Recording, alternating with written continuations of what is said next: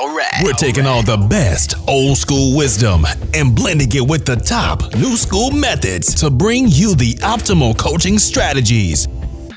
This is the 80-20 Baseball Podcast with Coach Bo. Welcome, baseball community. Coach Bo here. Our weekly get-together, going from new coaches to good coaches, or for those of you that have been around, from good coaches to great coaches, going out to the field confident with our ability to set up and run a successful training environment that's efficient, game-like, and the players are enjoying themselves. Good team cultures, good drills, quality game environments, etc. The next couple episodes, due to Thanksgiving travel for my family, are going to be some quick hitters. We're not going to work the count right now. We're going to come out and we're going to go after that first pitch meatball. We're going to get ourselves a great hit, but we're not going to work the count. With that said, today's episode, I got a great quote from a famous athlete from Canada. I know I have a lot of Canadian listeners. Shout out to the Canadian listeners. Baseball, very popular in Canada. I'll throw a hint out. This quote comes from an athlete that plays Canada's favorite sport. But before I get to that quote, let's dive in to this week's topic, how to evaluate the likelihood that a baseball coach knows what they're talking about. And do they have a fair and balanced, even keel approach to their coaching methods, to their teaching methods? As coaches, we're trying to learn more information. We're trying to learn new information, better information, so we can be better coaches. Parents, we're trying to assess whether the coach knows what they're talking about, or more accurately, to what degree. And there are red flags and there are positive indications that the source of the knowledge, that information that we're getting, that we're gathering, is more likely to be accurate and helpful. So this helps coaches when you're learning, like when you come to this podcast, when you're learning about coaching, and for parents trying to evaluate coaches. Especially if you're taking your kid to a hitting coach, a pitching coach, a strength and conditioning coach, an infield coach, a base running coach, a catching coach. So we're going to break down right now how to successfully evaluate the likelihood that a coach knows what they're talking about. I will say this, we never want to teach our kids, and we never want to set this example or model the example of disrespectful behavior. Of course, even when we know somebody's wrong, as long as they're not purposely being deceitful or clearly trying to lie, we don't want to attack them because they don't know what they're talking about, or maybe what they're teaching is incorrect. If they're coming from a good place, we should cut them some slack. But from our perspective, we need to know and be able to identify which coaches we can trust more and go from there. So by no means am I telling all of you to go after a coach because you feel like they don't know what they're talking about.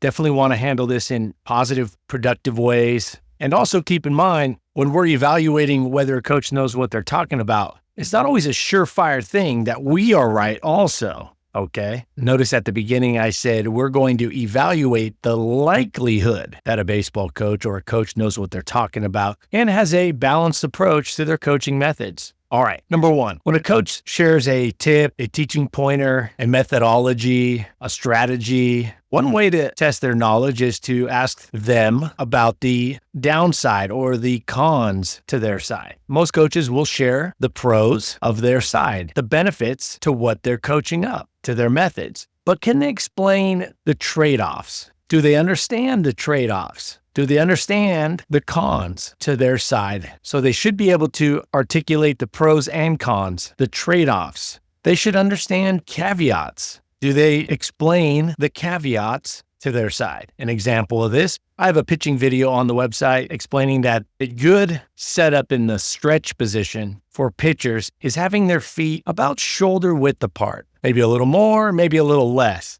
But on there, I talk about some caveats. If you have pitchers that are bow-legged, they are naturally going to have their feet closer together, even though their knees and hips and legs might be in the same spot as somebody else who's, say, knock-kneed, where the knees come in a little bit. And they could be in the same good balanced position, ready position, but have their feet in different spots because of their body type. So those are some caveats. Another way to evaluate the likelihood that a coach knows what they're talking about is, do they present it as a one-size-fits-all approach? And that ties into what we just talked about. Do they present their side, how they coach, as a one-size-fits-all approach? That's a big red flag. Do they use language that is permanent, of a permanent nature? Or do they say things such as of now, this is what we know, or this is what we know at this time? If they use definitive, permanent language, that's a red flag. But if they say things such as, this is how I'm coaching it up at this time, or this is to the best of our knowledge at this time. If there's a permanent vibe or a definitive vibe to their language or how they teach it, that shows that they're not open-minded and likely means they've been stuck in that way for a while, or at least for some time. You can't grow, you can't improve, you can't iterate if you're stuck in your ways, as we all know. Another way to tell the likelihood that a coach knows what they're talking about. Are they open to counter arguments? Are they open and receptive to counter arguments, i.e. questions, other ways of doing it? And can they specifically address those counter arguments in a reasonable fashion? Can they counter the counter argument with good points? When they share examples of the success others have had doing it the way that they are coaching, are they using one-offs or are they using examples from across the board? Commonalities from across the coaching spectrum. Another way to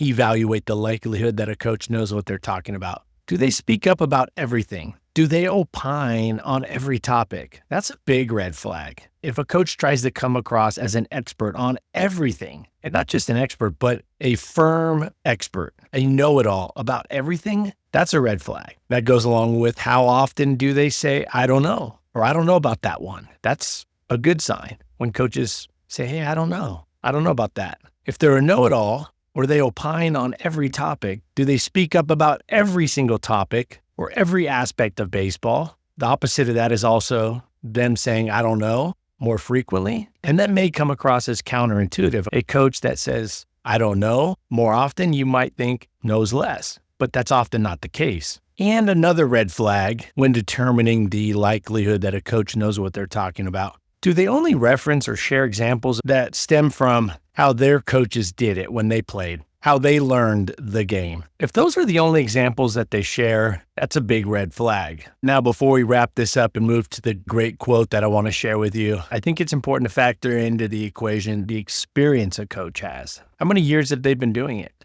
So this essentially has been a checklist. Do they know the pros and cons to their side? Do they understand the caveats? Do they explain the caveats? Do they present it as a one-size-fits-all approach? Or do they present it with nuances? Is their language come across as permanent or a know-it-all approach, as opposed to an approach of, hey, this is what we know as of now or at this time? Are they open to counter-arguments? Are they open to questions? And do they give quality answers to any counter-arguments or questions that might go against their coaching methods?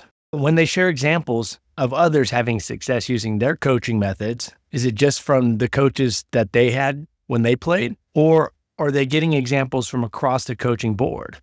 Do they speak up on every topic? Do they opine about everything? How often do they say, I don't know, when asked a question? I think right there is a good baseline, a good checklist to assess the likelihood that a coach knows what they're talking about. If you feel like I missed any, email me those. Let me know from your experience. Would have been some indicators to you that a coach knows what they're talking about. If there are any red flags that you've seen that maybe I missed, email me those. Let me know. But I think this is a good start, a good checklist to have when we're vetting and trying to evaluate the likelihood that a coach knows what they're talking about. All right, we're going to finish with a great quote. And this quote comes from a Canadian-born, a player born in Dryden, Ontario, Canada. In fact, if I'm not mistaken, this guy turned 50 last month. Some of you big hockey fans, when I say Dryden, Ontario, 50 years old, you probably already know who I'm talking about. For most of you, you don't, so I'll say it. Chris Pronger. Chris Pronger, a well-known former hockey player, NHL player, MVP, one of the top defensemen of his era, went to 6 NHL All-Star games, won gold medals twice with Team Canada, was a Stanley Cup champion with the Anaheim Ducks, was a captain of 3 NHL teams, inducted into the Hockey Hall of Fame, and in 2017 was named one of the 100 greatest NHL players. Chris Pronger had this quote that I think would be excellent to share with our players. Here it is. Quote, champions are made in the hours when no one is watching, end quote. I think that's a really good one to share with our players because their perception, our players might think that, and understandably so, that champions are made during the games, when everybody's watching, when the scoreboard's on, when the trophies are being handed out. And yes, that's part of it. And so here's the quote again. Quote, champions are made in the hours when no one is watching, end quote. And this message coming from a Hall of Fame player, an MVP player, one of the great players to play their sport, sharing this message with our kids could possibly open their eyes or at least widen their viewpoint that I'm going to win that trophy. I'm going to win the championship. I'm going to have success come game time by doing the things that I need to do when no one's watching or when few people are watching, at practice, in the back corner, in the batting cages, in the garage, in the backyard. Champions are made in the hours when no one is watching. I think it's a great quote to share with our players. Having one of these quotes ready to go at each practice, I think helps to speed up that positive mindset, that productive mindset that good players, great players have. And a message like this can also carry through and help our kids for the rest of their life, putting in the work when no one's watching. All right, everyone. Always great to be here. If you wouldn't mind leaving a review, if you're getting something out of this, it just takes a few minutes. That would be awesome. Head over to 8020baseball.com. There's a bunch of good information over there, articles, videos, drill design guide.